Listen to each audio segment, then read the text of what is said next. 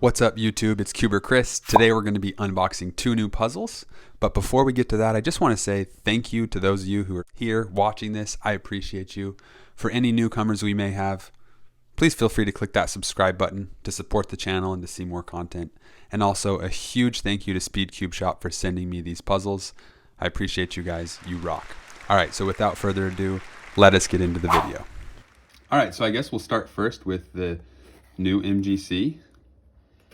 Trying to be delicate so I don't damage the box.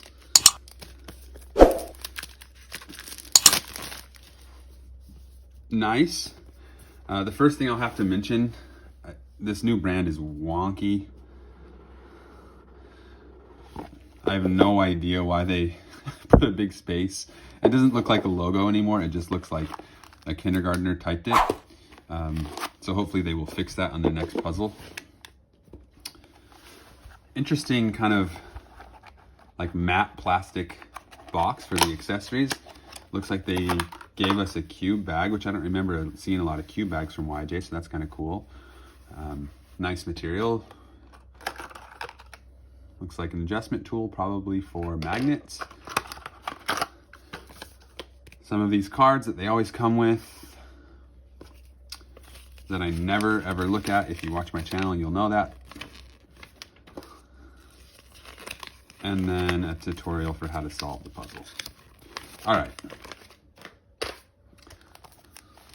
let's get into this little guy.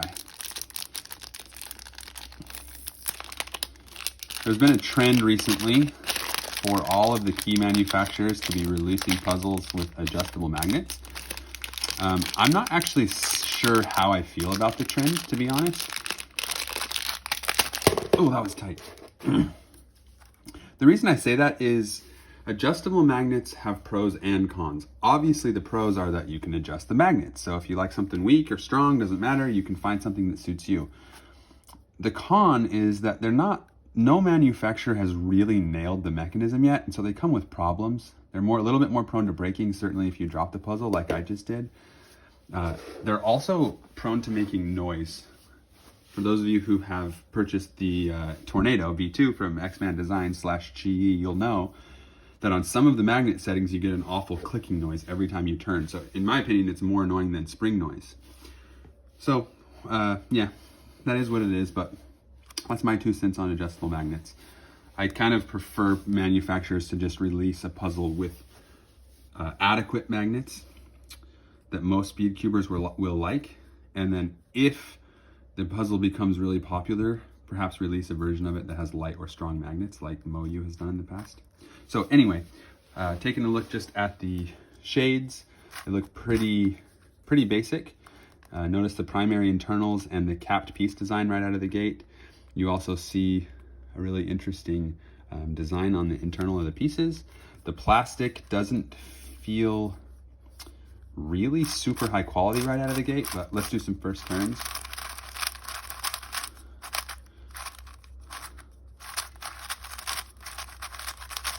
Okay, so this puzzle needs lube really bad, like it's screaming for it. It's kind of distracting me. It's very dry and scratchy at the moment. And as you can see, it's catching quite a lot. I'm gonna blame that on my poor turns. These are my first turns of the day, so that may not be the cube. Check the corner cutting. Seems to be actually excellent. Yep, no issues with corner cutting whatsoever. The cube is fast. I would slow this down for sure. Let's take a look at what the adjustment system looks like. So I'll have to look at that off of camera since it's hard to look at this through the viewfinder, but definitely looks like there's a mechanism around the external to be able to adjust the tension.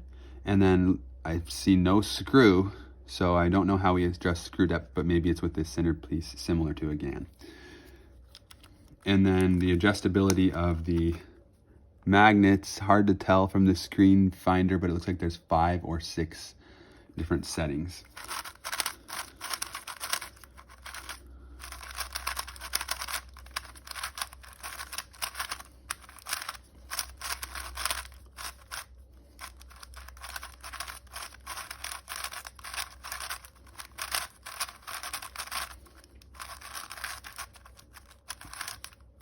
Okay, I'm gonna go ahead and scramble this up.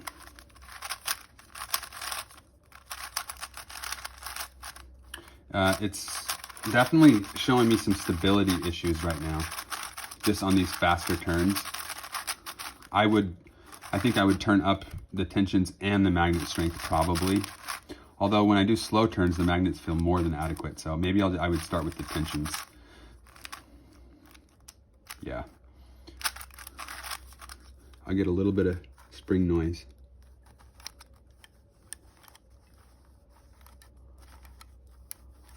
Not my favorite, so need to lube the core.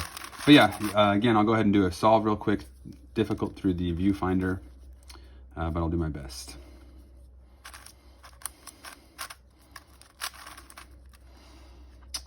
There we go, the red-blue pair. Green-orange, blue-orange, and then red-green, OLL, and an A-perm. So yeah, this cube is way too fast for me right now and way too unstable, but it has a lot of adjustability, so I would spend more time with this. I don't like how dry it feels. Too early to say if this is going to be the best 3x3 YJ has released. It seems possible at this point. I will say though, for me, this probably has no main-worthy potential, and I would guess that there won't be a lot of elite cubers who use this as their main. But if you're looking for an affordable option that has a lot of adjustability, this could be a great choice. All right, onto the Peak Cube S3R. I just want to say right out of the gate, I praise the choice of Peak Cube to not wrap this entire thing in shrink wrap. We use a lot of plastic in cubing, so anytime we can reduce that for sustainability, I'm a fan of it.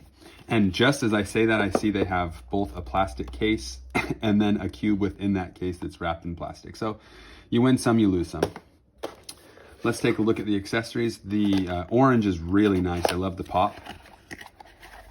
They come with another cube bag. These are getting a little bit out of hand. This bag is substantially smaller than the MoU one, or it's than the YJ one. So there's that. I like the branding. Looks really nice. Cleaning cloth. These are totally useless. I wish manufacturers would not include these. Cards. I actually might need this for the Peak Cube because I think it's really complicated. It's going to tell me how to do all the adjustment and stuff. All right, some additional springs and probably centerpieces. And then here are those internal panels that I've heard people talk about.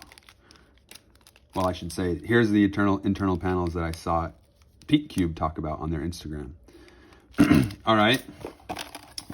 Then a mini adjustable tool that looks eerily similar to the YJ one. Okay. And a card. I wish manufacturers stopped producing these as well. They're just total trash and a waste of plastic. All right, let's get the box out of here. Let's see if I can figure out how to open this kind of complicated looking thing. It's giving me an arrow on a sticker, so that, oh, here we go, look. Maybe not.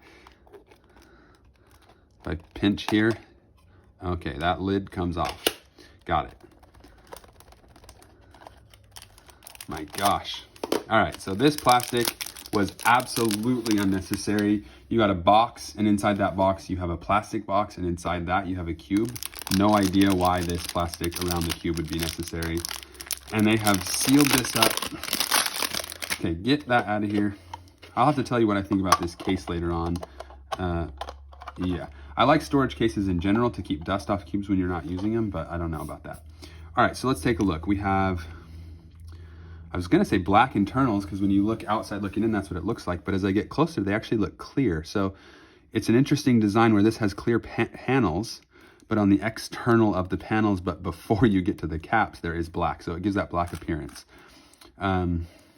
Glossy finish, looks a heck of a lot like a GAN. Let's get a look at the shades. Very nice, very modern looking shades. I really actually like the look of the logo. I wish that more manufacturers were introducing logos and using logos. I think that's a big miss in the cubing community. So good job, Peak Cube, for that.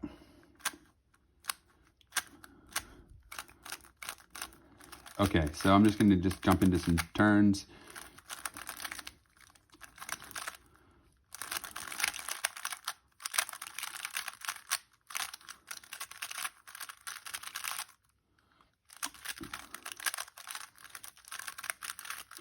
Compared to the YJ puzzle that I just turned, this is not at all dry. Definitely has some factory lube in there. It actually feels kind of buttery and smooth. I'm liking the turning for an out-of-the-box experience for sure.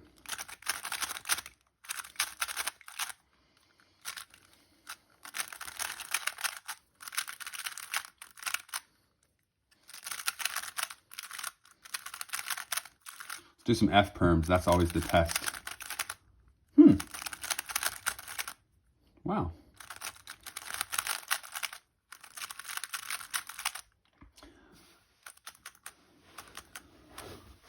So the speed is actually nice. Maybe it's a tad on the fast side for me, but it's not as fast as that YJ puzzle was. Let's take a look at the internals. I'm afraid they're going to be complex. Okay, so you can see the settings on there in that view right there. I'll dink around with that a little bit later. For now, I just want to experience the puzzle. This is actually feeling very similar to the new Dian Chang. I can't remember what it's called, the Solar S or something. The one that was just released last month. It's similar to that in look and feel. It's definitely not similar to that in price. I think this is like 4 times the price of that. So just with that alone, I mean, it's hard to say that I'm going to be able to recommend this puzzle. I will spend more time with it. The concept of these panels is fascinating since it's new and it's innovative. And I think they have like some quadruple spring going on instead of 1 spring per side. So that would mean there's 24 springs in this.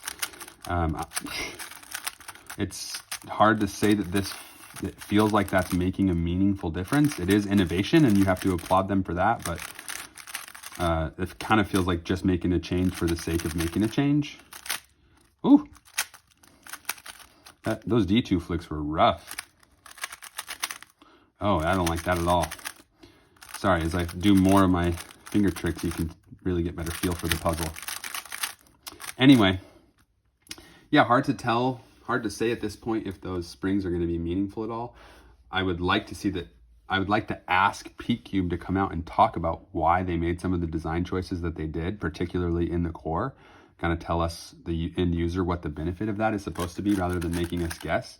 Because as I sit here trying to guess, I don't feel a substantial difference. Like if someone had told me this had 24 springs in it, yeah, I would have a hard time believing them unless I saw it myself. If anything, it feels maybe a little less springy than a lot of puzzles. So maybe that's what they're trying to do. They're more evenly distributing the force of the spring. Anyway, again, just guessing. Would hope that PeakCube would be able to tell us that. So let's go ahead and do a solve.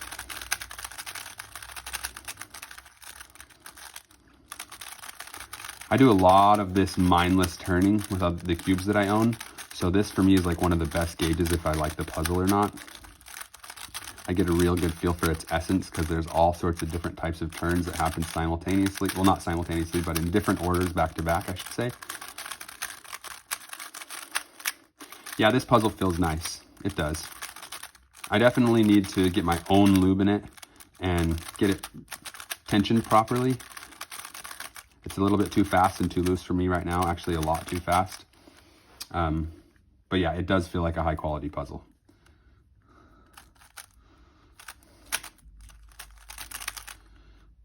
I got lost.